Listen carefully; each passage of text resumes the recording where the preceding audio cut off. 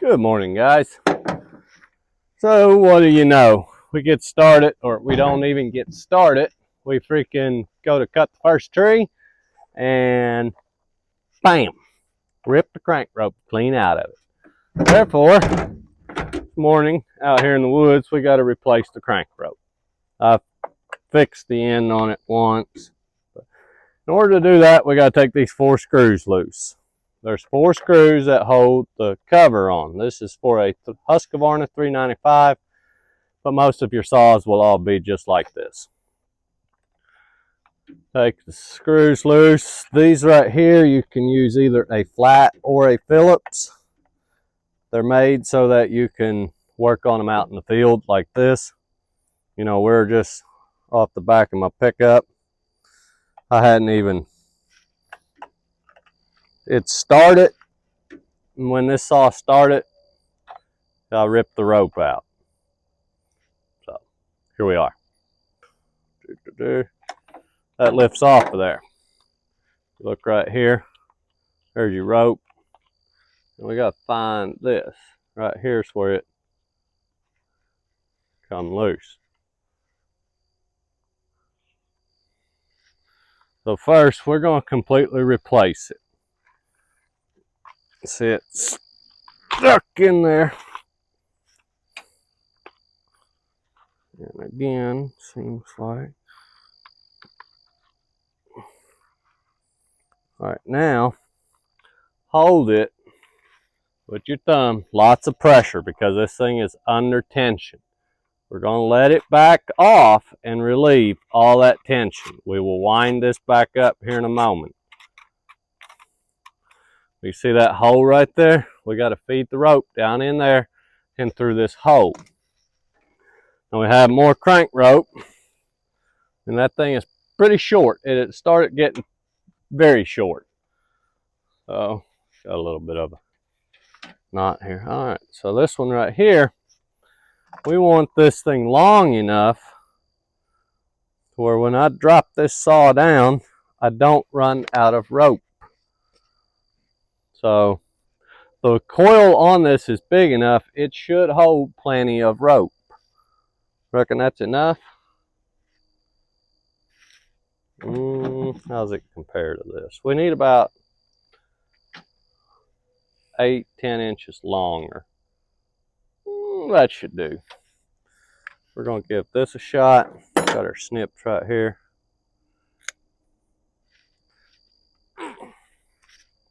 We don't have a way to melt this in.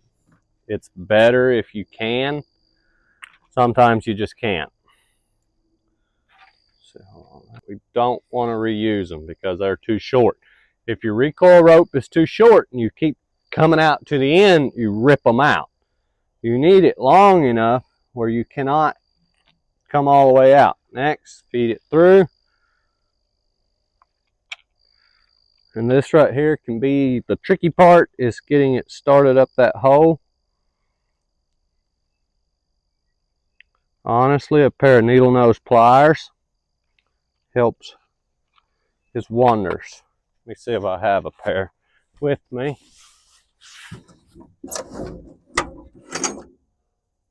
Nope. I did not throw my needle nose in. Well, so yeah, we're gonna have to do it. All right. Let's see here. Sometimes you can take your saw wrench or something, a little pick or plier. See if this will do it. Nope. Hang on.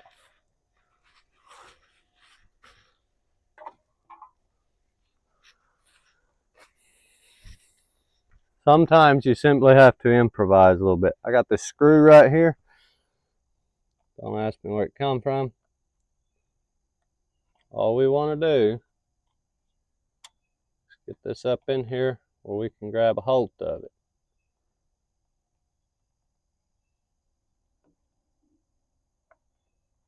There it is. There it is. Bam. Like that. Next, we got to tie a knot in it to a 1-through hitch. Try to run it down a little closer to the end, like so. Now this knot has a habit of pulling through, so we're going to go double knot it. But this time, we double knot this, we're going to catch it, bring the burr right there, or the tail, but we're going to cross down over the top of this knot right here, therefore making that bigger. See, now make sure it's nice and tight and it can't go through right there. All right, next we got to take this end and run it up through here. This again can be a little tricky, especially because we still have the old knot in there. See that?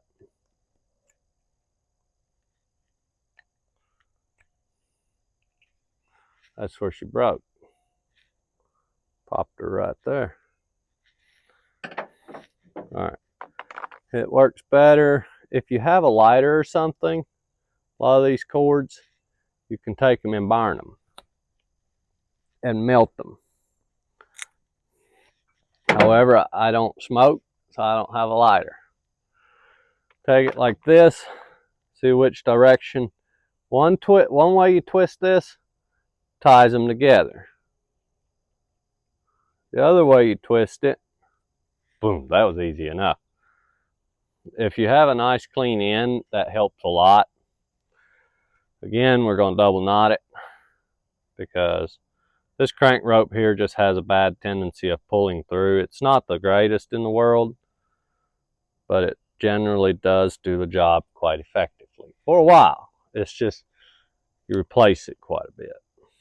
I don't think this is actually crank rope. There it is. All right, next.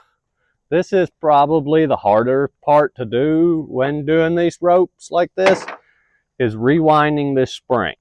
But if you look right here, you grab it right here, there's only one way you can wind these. If you go this other way, all they'll do is pop. It'll sit there and pop. It won't actually pull up the spring.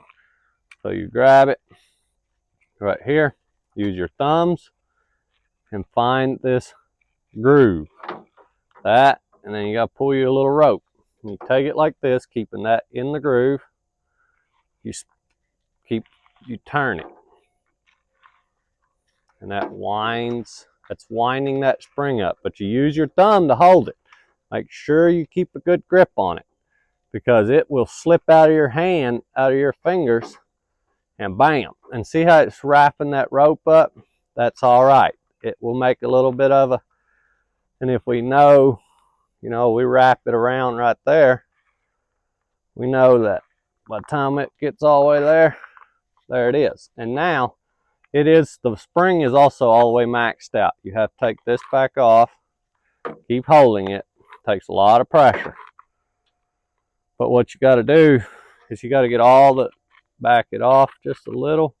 Let that get right there. What it is that thing twists whenever you got it up in there. But now it's fully wound, and boom, there it is. Now you got a brand new rope. All right, this stop switch ain't working either since we're right here. Obviously, this is our issue. It's just simply came off of this little peg.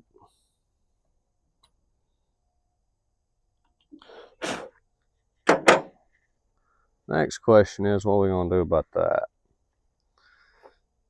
This thing wired through right there. I don't think I have hardly any. Yeah, dude.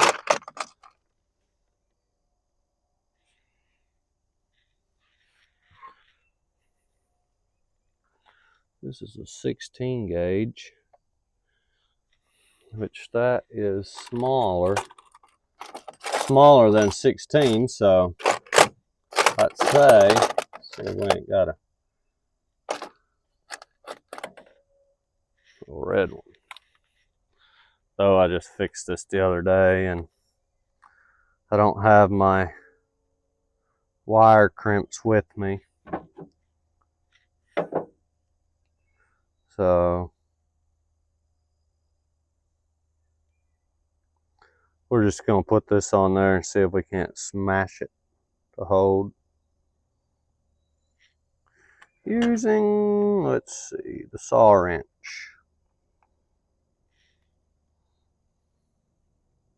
Go get it on a nice hard surface. Don't break nothing.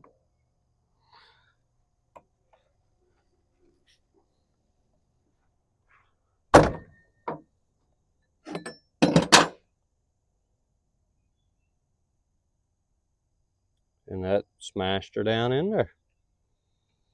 It probably won't last real long just because, whoop. Just because these saws, they run at such high RPM, there's so much vibration in them, it just really wears stuff down quick. All right, these are the little ears. I don't know if you can see them, but this right here, when you pull the rope out, them little grooves hang in right there, and then that spins it. And once it's running, these just come, they just sit there not doing it, nothing. All right, take that and set it on there, and it should set down. You should feel it click down in there, and then tighten the screws back up. I'm missing one right there. It backed out. They're not supposed to back all the way out. They should hold because of a retainer, but it was there loose, and I guess the retainer didn't hold it, and it was gone before I realized it was even loose. So that's something you got to keep an eye on, especially when it comes to these bigger saws like this. They will lose bolts. That's why there's a jam nut on the front muffler, because I kept having trouble with them coming loose. And they even come with a special little locking nut. It's got a little groove in it, and even that thing will buzz right off or back itself out. These screws are starting to show a little wear here.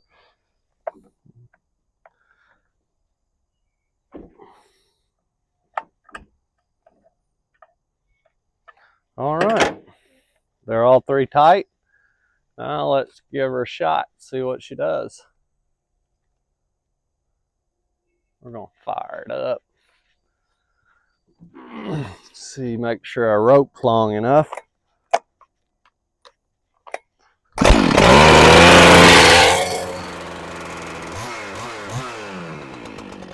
See if our stop switch works.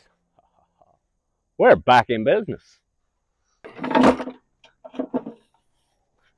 I appreciate everybody watching. If you like this type of content, be sure to follow the channel, and I'll catch y'all on the next video.